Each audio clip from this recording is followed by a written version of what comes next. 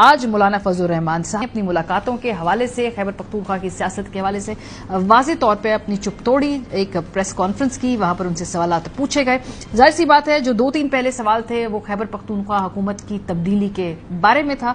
जो सबसे अहम सवाल था, सबसे पहला सवाल था, उसमें मौलाना साहब ने बड़ी इंटरेस्टिंग बात की। उन्होंने कहा कि तब्दीली आनी चाहिए है, लेकिन तहरीक इंसाफ के अंदर से तब्दीली आनी चाहिए। तहरीक इंसाफ अपनी जमात का खैबर पख्तूनख्वा में जो चेहरा है उसको तब्दील करे, यानी गंडापुर साहब को तब्दील करे। मेरी तरजीह ये हो कि तब्दीली आए, सूबे में तब्दीली आए, लेकिन अगर पीटीआई अक्सरियत में है तो पीटीआई के अक्सरियत के अंदर ही आए। वही लोग अपनी तब्दीली जो है सूबाई हुकूमत के लिए आए तो वो ज्यादा बेहतर होगा बनिस्बत इसके कि अपोजिशन जो है मुतहर्रिक हो और हुकूमत की तब्दीली आए।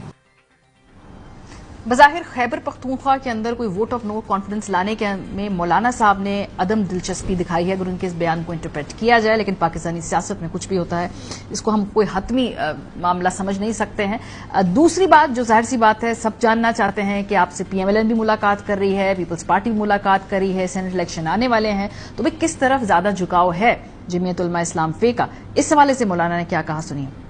मुस्लिम लीग से कुछ हमारी शिकायत पैदा हो गई तो हम जरा बैठ गए उसके लिए। पीपल्स पार्टी की कोई शिकायत पैदा हो गई तो हम आपस में बैठ गए। तो अभी बिल्कुल इब्तिदाई मराहल की ये सूरत हाल है और क्या एडजस्टमेंट होती है सेनेट के इलेक्शन के लिए, अभी मैं इस पर कोई तबसरा करने की पोजीशन में नहीं हूँ।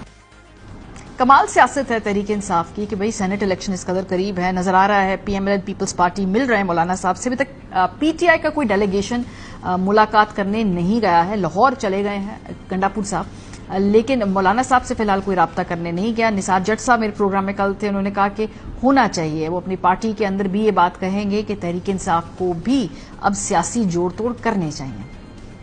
पाकिस्तान तहरीक इंसाफ को ये फैसला करना चाहिए, मौलाना साहब के पास जाना चाहिए, मौलाना साहब के साथ बैठना चाहिए, बैठकर जो है अपोजिशन में रहते हुए सेनेट का इलेक्शन, सेनेट के अलावा भी बहुत सारी ऐसी चीजें हैं जिनके ऊपर बातचीत करना बहुत जरूरी मैं समझता हूँ।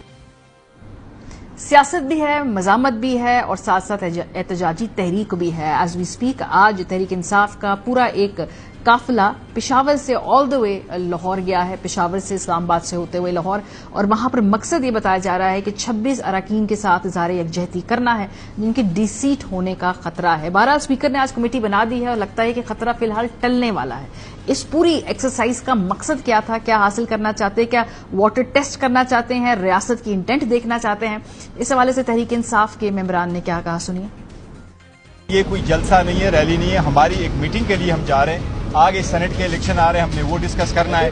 हमारी 26 पार्लियामेंटेरियंस जो MPAs हैं उनको सस्पेंड किया गया है, उनको भी असम्बली में हर सूरत आना है ताकि वो भी अपना वोट कास्ट करें वहां पर। तारीख का ऑलरेडी आगाज हुआ है, बट ये जलसा नहीं है, ये हमारी मीटिंग है पार्लियामेंट्री पार्टी। इसमें सिर्फ और सिर्फ हमारे तमाम पूरे पाकिस्तान के पार्लियामेंटेरियंस हैं और हमारे पख्तूनख्वा के जो मेयर्स हैं और लीडरशिप जो हमारी है उसके साथ हम मुशावरा के साथ एक मीटिंग कर रहे हैं जिसके अंदर हम ये फैसला करेंगे, क्योंकि हर जगह के हालात मुख्तलिफ हैं। तो मिलकर हमने एक ऐसा एक जामे एक बनाना है लायामल कि हर एरिया को देख के, उसके हालात को देख के, उसके मुताबिक इंशाल्लाह हमने पूरे पाकिस्तान में तहरीक को उठाना है। अब तो 5 अगस्त तक हमने इसको ऊपर तक लेके जाना है।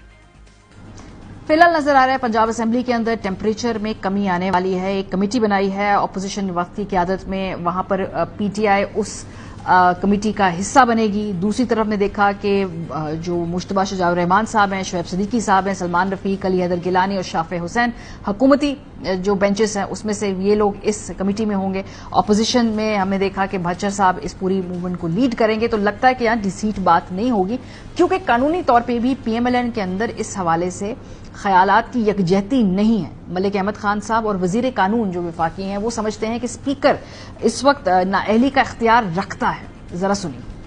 किसी ने सवाल किया कि whether the reference has been filed, मैंने एक जुमले में जवाब दिया कि it is already there. I will not go beyond the constitutional mandate for an inch.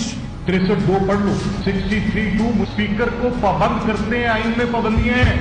और भाई मैं कह रहा हूं आज भी बैठ जाओ, टाइम है, सेट।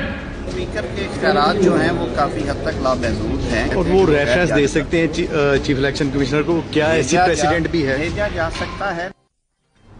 जब मुल्क में आइन लावारिस हो तो फिर हर किसी की अपनी अपनी तशरीह और इंटरप्रिटेशन होती है। जैसे PMLN के अंदर में देखा कुछ लोगों ने उसकी इस लिहाज से तशरीह की, इसी तरह से PMLN के अंदर ही कुछ लोग उसकी मुख्तलिफ तशरीह भी करते हैं और कहते हैं कि स्पीकर के पास ये इख्तियार नहीं है।